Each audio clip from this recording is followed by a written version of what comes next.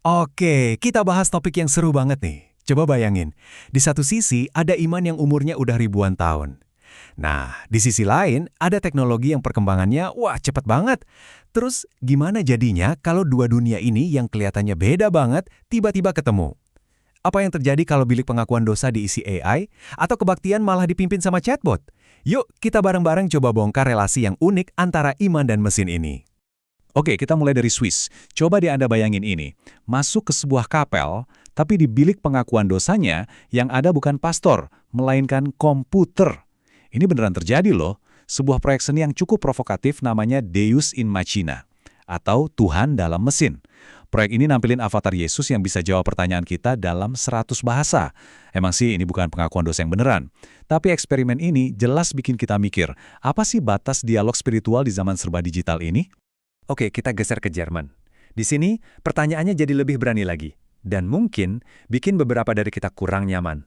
Ratusan orang datang ke sebuah ibadah yang hampir semuanya, 98%, dibuat dan dipimpin sama avatar dari ChatGPT. Ini bukan lagi cerita fiksi, tapi kenyataan. Eksperimen ini seolah maksa kita buat nanya, apa sih sebenarnya esensi dari sebuah ibadah itu? Nah, kejadian-kejadian nyata kayak gini, ini tuh bukan lagi fiksi ilmiah ya. Ini memaksa kita semua untuk berhenti sejenak dan menghadapi dua pertanyaan mendasar yang kayaknya udah nggak bisa kita hindari lagi. Jadi, inilah dua pertanyaan inti yang bakal kita bedah bareng-bareng. Pertama, apa iya teknologi itu pada dasarnya berlawanan sama iman Kristen? Terus yang kedua, yang lebih praktis nih, gimana seharusnya sikap kita sebagai orang Kristen dalam menghadapi ledakan teknologi ini? Yuk, kita cari jawabannya satu persatu. Nah, buat jawab pertanyaan pertama, kita perlu mundur dikit, kembali ke akarnya. Dari mana sih asal-usul inovasi manusia itu secara teologis? Apakah teknologi ini musuh yang menyusup? Atau jangan-jangan ini adalah bagian dari panggilan kita sebagai manusia? Coba kita lihat Alkitab. Di Kejadian pasal 1 ayat 28, di situ ada yang namanya mandat budaya. Manusia itu kan diperintahkan buat memenuhi dan menaklukkan bumi. Nah, kalau kita lihat dari sudut pandang ini, teknologi itu bukan musuh.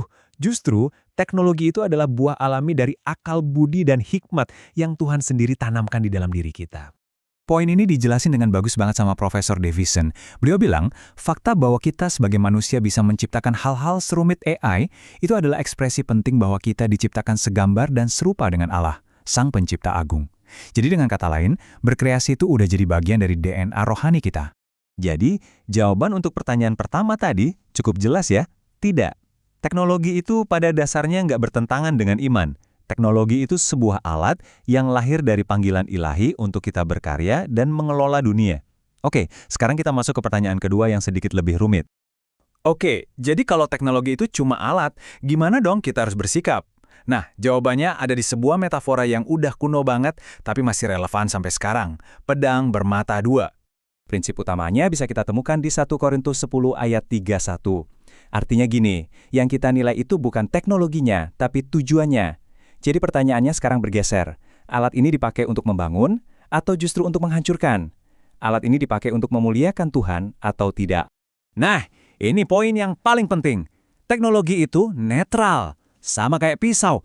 Pisau bisa dipakai koki buat nyiapin makanan enak buat banyak orang, tapi bisa juga dipakai buat melukai. Dampaknya 100% tergantung pada protokol, atau kita sebut saja niat dari si penggunanya.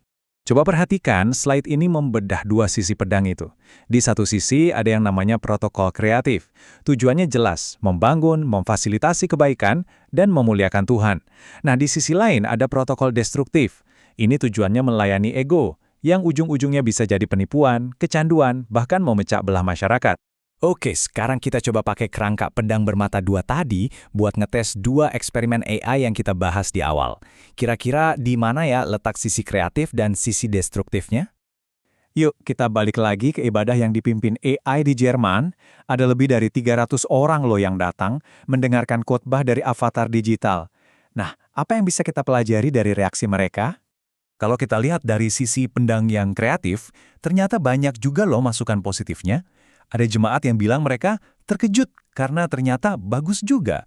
Ada yang melihat ini sebagai potensi biar ibadah lebih inklusif dan bisa diakses siapa aja. Bahkan ada juga yang mikir ini bisa jadi alat buat bantu meringankan beban kerja para pendeta.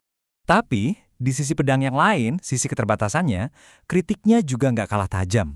Jemaat merasa avatarnya itu monoton, nggak ada emosi atau spiritualitas yang tulus. Ada juga kekhawatiran soal risiko penyebaran ajaran yang salah.